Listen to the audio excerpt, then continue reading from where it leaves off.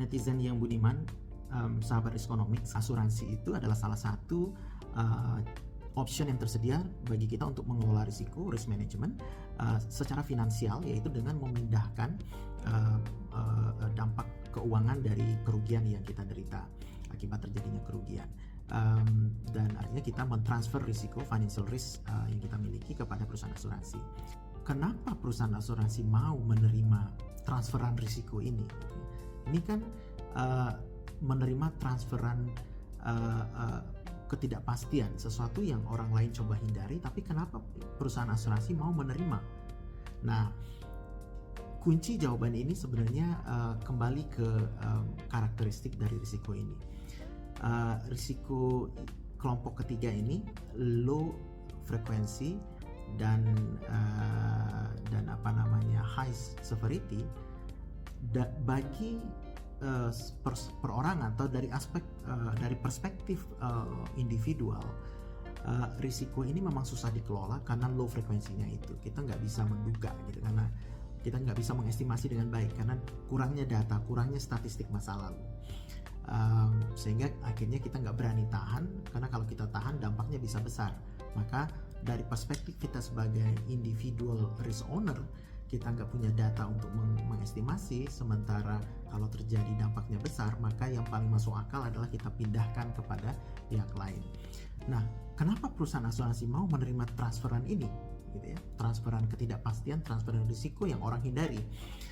Kuncinya adalah bahwa yang diselesaikan oleh perusahaan asuransi justru permasalahan ini, yaitu permasalahan yang dialami oleh individual risk owner, di mana dia punya low frekuensi sehingga nggak bisa mengestimasi.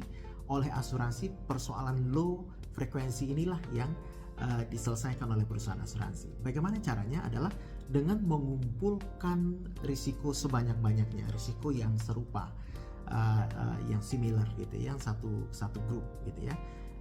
Dari sinilah ide sebenarnya bahwa asuransi itu mekanisme utamanya adalah mengumpulkan risiko, mempooling risk begitu ya.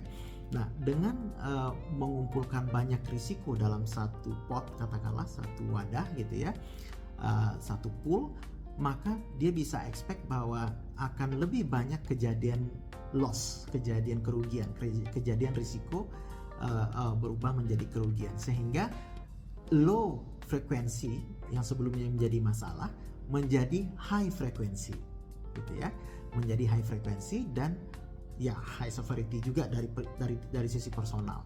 Nah, dengan adanya high frekuensi di dalam kumpulan risiko yang dimiliki oleh perusahaan asuransi ini, maka perusahaan asuransi sekarang mampu mengestimasi dengan cukup akurat berapa total agregat loss yang harus dibayarkan dalam periode waktu tertentu, sebulan atau setahun. Nah, total estimasi biaya inilah yang kemudian dibagi-bagi kepada semua peserta, semua tertanggungnya. Maka itulah yang menjadi landasan berapa besarnya premi yang ingin di-charge.